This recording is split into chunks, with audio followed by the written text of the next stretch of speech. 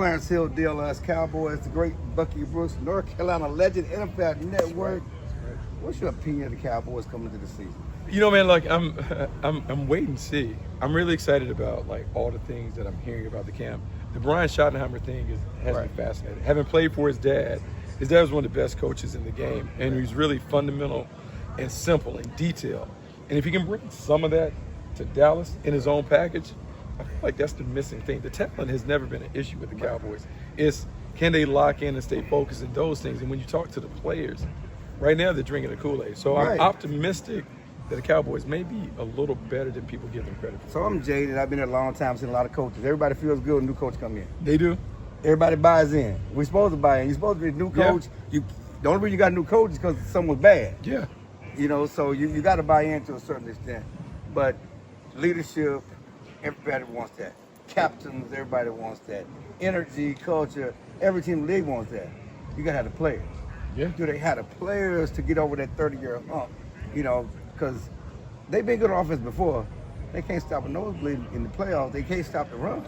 No, they can't. So the thing that I want to know is, can they be explosive, but also control the game when they need to? Can they score early and get up on people, then run it out when they need to shorten the game? I do like Matt Eberflus coming back on defense because his system is one that's really attitude and effort. They're going to go and hunt the ball and do those things. But at the end of the day, are they built to win their division? Philadelphia is real.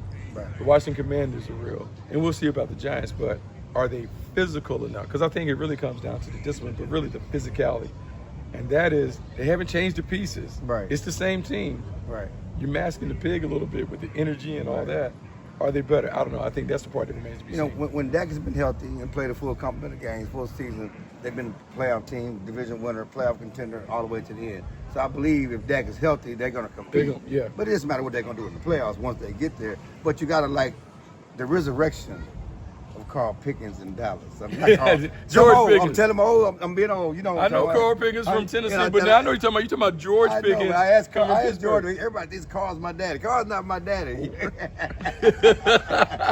He's not his dad. But we grew up watching Carl. And Carl was a bad dude. Tennessee went to Cincinnati.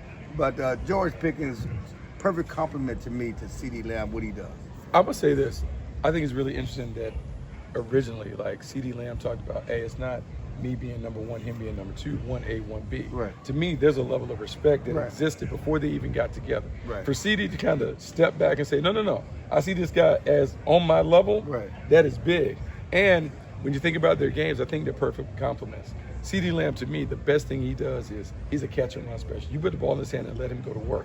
George Pickens is that vertical threat that they miss. Whenever the Cowboys have been in all the way back, Alvin Harper, Michael Irvin, they always had to have a vertical element to the game. George Pickens gives them that big play element. I'm excited to see how it works, but they got to run the football. Do they have enough in the backfield where they can run the football where we can get the big plays in the passing game? No doubt. And the one thing that Pickens talked about is they're running the full route tree here. He was limited in Pittsburgh. Pittsburgh had a limited offense. He gets to run more routes and do more things here. So he has a full route tree. You know, he's not just a jump ball guy, not just a deep ball guy. He can do other things, but he does jump ball, deep ball well, which is great for a quarterback like that. It is great, but I'm going to say this about Pickens and why they may be able to maximize him. Do not sleep on his new wide receiver coach, Junior Adams. He's one of the best in the business.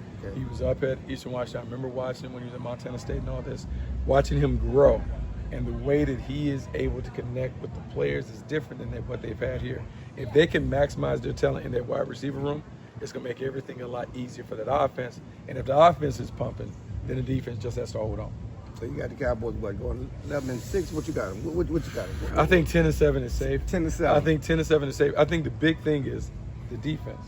Because then we got this distraction with Michael Parsons. He eventually gets signed and all that. But, man, why they make it so hard? I'm glad you brought up Mike. I'd be remiss if I didn't just bring up the Michael situation.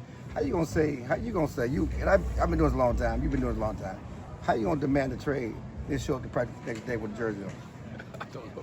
But you know down here. But down here, a trade. Then you're in practice the next 2 days with a jersey on. I'm just telling you. Mama here. Family here. Kids here. You ain't mad? Are you really mad? Things in Dallas are different. You're right. When Jerry stands up there and talks about he's been around this negotiation long enough. Here's what we know. He's gonna sign this deal before the regular season starts. There's gonna be something. They do all this.